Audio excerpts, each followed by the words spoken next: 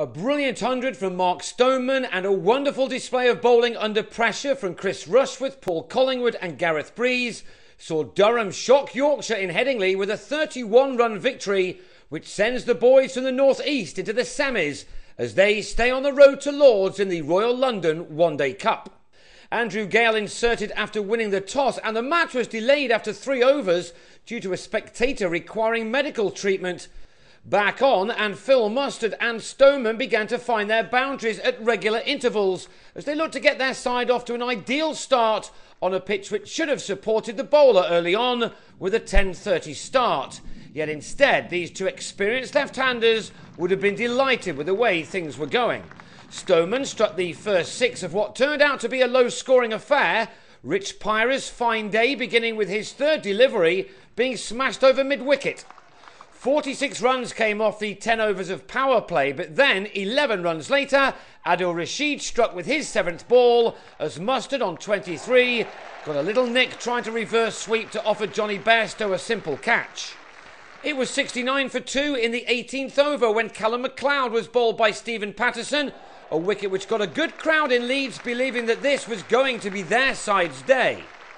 But Stoneman kept going, leading from the front for his team, this single off Pyra, taking him to his 50 off 63 balls, an innings thus far containing 4 fours and 1 6. It was his 4th score of 50 or more in this 50-over competition this summer.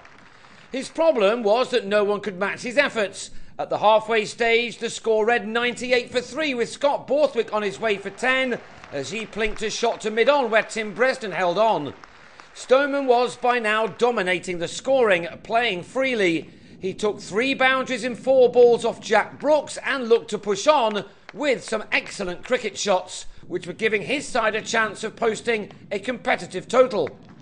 Paul Collingwood has had an excellent time in the Royal London One Day Cup this year, and he got moving by planting Pyra over long on for a maximum, as he and his skipper brought up the 150 with 15 overs of their innings remaining. Collingwood was indeed the man who did stick it out with Stoneman. He'd taken the partnership between these two to 80 in 15 overs to give Durham a real chance. Stoneman's innings was the key to his side's success, however. His superb century arrived off his 117th delivery, from which he'd struck 10 fours and 1 6. His 100 was made out of his team's 174 for 3, his raising of his bat coming in the 39th over. It was a special knock from the 27-year-old, for whom this was a 4th List A ton. Alas for him, he was out in the next over for 102. Gary Ballance freed by England to play in this match with the cat in the deep off Pyra. With 10 overs left, Durham was still well placed though on 181 for 4, but they then lost their way. Collingwood fell for 38, Ballance in the action once again with a well-judged catch above his head. Before Keaton Jennings followed in the next over, Pyra with the return catch as the Vikings started to make real inroads. The total was on 208 with 5 overs to go, and Durham was 7 down as Breeze was out for a runner ball 13, Patterson having him caught by Bresden off a mistimed shot. Gordon Mutchell's 26 off 21 balls may not have seemed like a game changer at this stage, but his knock was absolutely crucial as it turned out.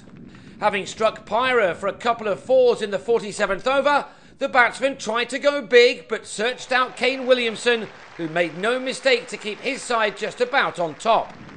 Patterson then bowled John Hastings for 6 to leave the visitors wondering whether they were going to bat through their 50 overs.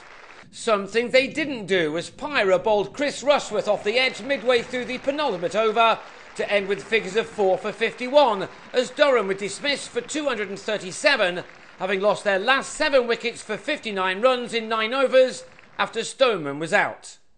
So Yorkshire, the most consistent side in the group stages of this competition, were the favourites to join Nottinghamshire in the semi-finals, especially when Adam Lyth and Alex Lees, so consistent at the top of the Yorkshire order all summer, got their side off to just the start they wanted, with an opening stand of 58 in the first 9.5 overs, even though both were given a life by Mustard. It looked as if the home team might canter home, but this excellent competition has brought us some incredible matches, and this was to turn out to be another one. Hastings was brought on in the 10th over, and with his third delivery, he had Lyth taken behind by a relieved Mustard for a runner ball 28, a crucial wicket for the visitors. Then, with his very next ball, Hastings had Williamson out in the same way, leaving Yorkshire 180 to get from 40 overs, with 2 men quickly back in the shed. So the Vikings had to start over, but in their favour was the fact that they had balance in their lineup, although he should have been out quickly, only for Hastings to spill a very catchable chance off his own bowling. Having spent all summer scoring runs aplenty for England, this was a rare outing for his county for balance, and his first appearance for them in this tournament. His was going to be a very important innings. But the boundaries for him, and especially Lee's, dried up. 9 overs passed by without one, and even though these two did repair the Hastings damage by adding 75 runs for the third wicket, they did use up 20 overs in accumulating them.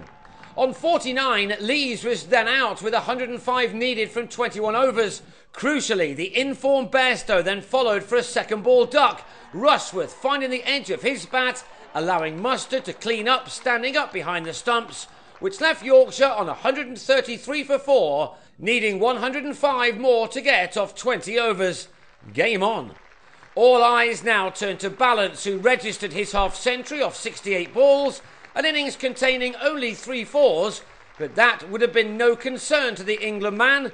He now needed to keep going to get his side over the line for a place in the last 4. His knock took on even more importance when he then lost his captain Gale for a duck. Mustard involved yet again with a stumping as Breeze grabbed a wicket in his last over to finish with the excellent figures of 1 for 31 from his 10 very tidy overs.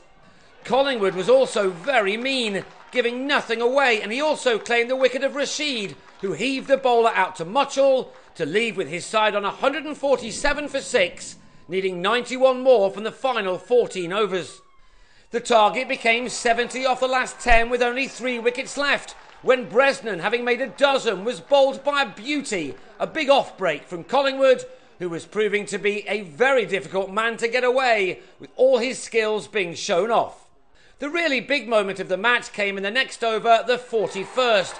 Balance, who'd by now moved on to 61, pulled a short ball from Borthwick but could only find Paul Coughlin, who hardly had to move to complete the decisive dismissal. So, with a total now on 170 for 8, it was Durham who had emerged as the favourites, but Pyra had by no means given up yet. He took 4 boundaries off Borthwick in quick succession, bringing up the 200 in over number 46, leaving 38 more runs to get off the final 4 overs.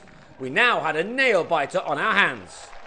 Collingwood was off with 2 for 29 from his terrific 10 overs, and then Rushworth got one through Patterson to send him on his way for 8, leaving the last pair 3 overs to find another 34.